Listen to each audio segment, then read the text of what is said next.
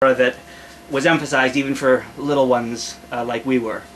And yes, it's an act of, it's interesting, it's the Torah there encouraging and glorifying an act of individual will against the context, the social and cultural context. Just do what you gotta do and you don't worry about any of that other stuff. I am your shield, go, do your thing.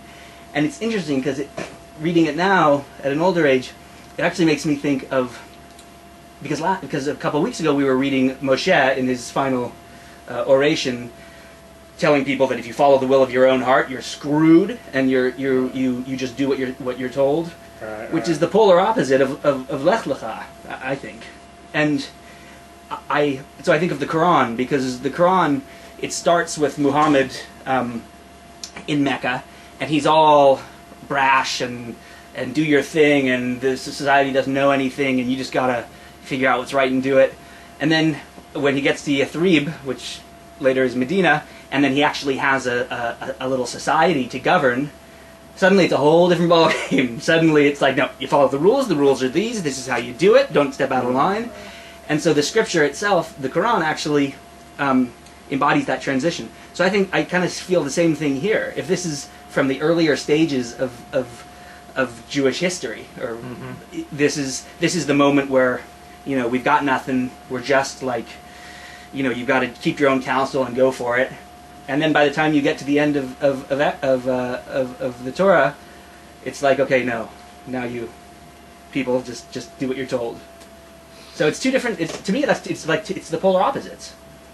You know, I remember I first started getting into Judaism on a practical basis when I was living in Placer County, when I was living in Newcastle, which is about 45 minutes outside of Sacramento, so there are hardly any Jews around.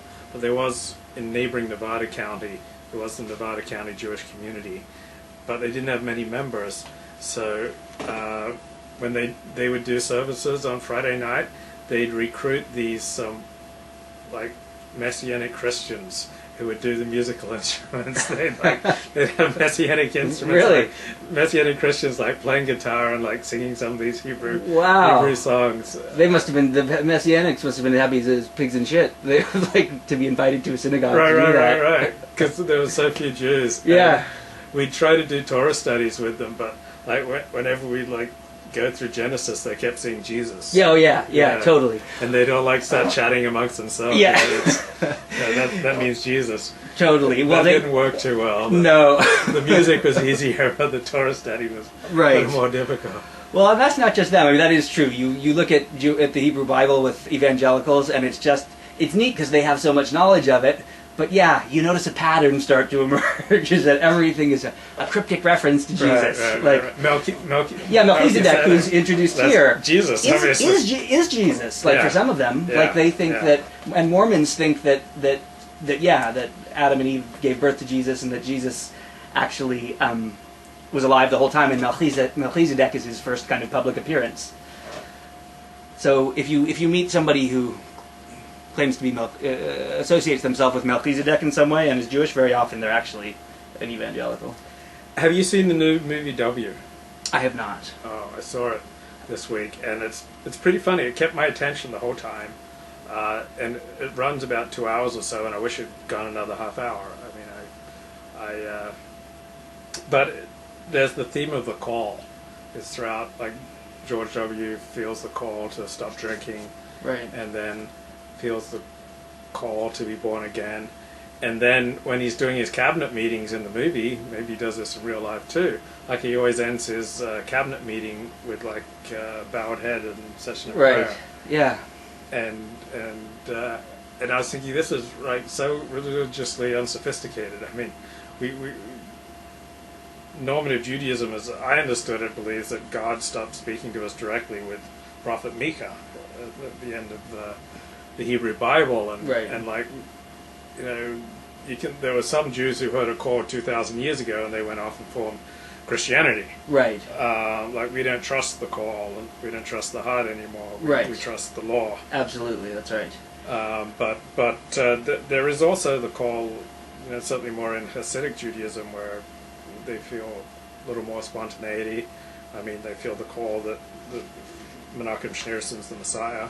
Right. and then certainly here in Lech Lecha, where Abraham hears the call. Right. So, Yeah, it's. I mean, the thing that a lot of Christians will say is even if they think prophecy did end with Micah, they'll say, but prophecy is different from an individual encounter with God. Prophecy is receiving a revelation that's relevant to all of Israel or all of the earth, but we can still get something that's just relevant to us. But yeah, I mean, right? There's no. Yeah, the idea of a calling is not. Yeah, it seems kind of. My perception is it's kind of vanished from the Jewish tradition a little bit.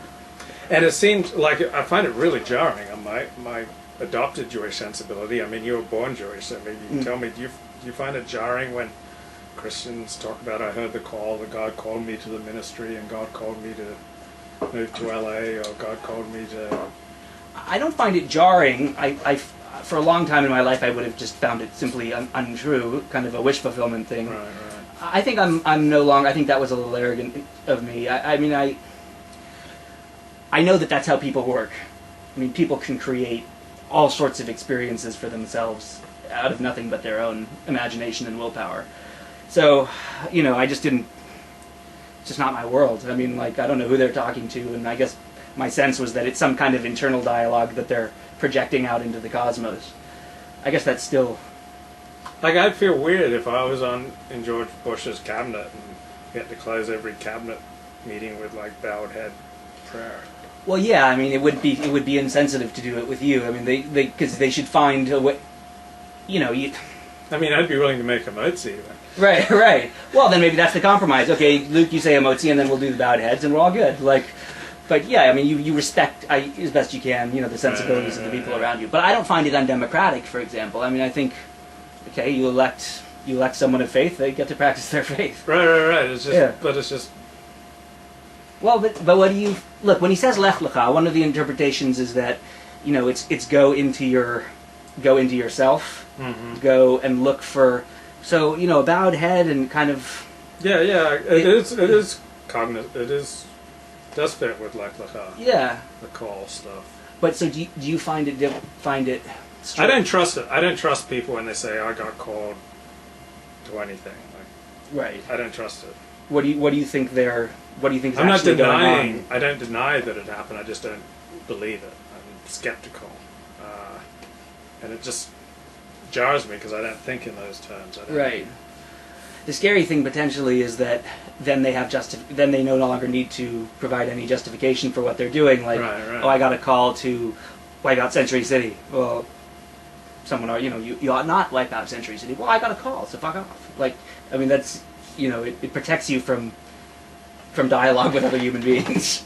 I remember when I published my first book, going out with this girl, and I was talking to her a lot about Judaism, my conversion to Judaism, and how I decided to write my first book, A History of X, 100 Years of Sex and Film.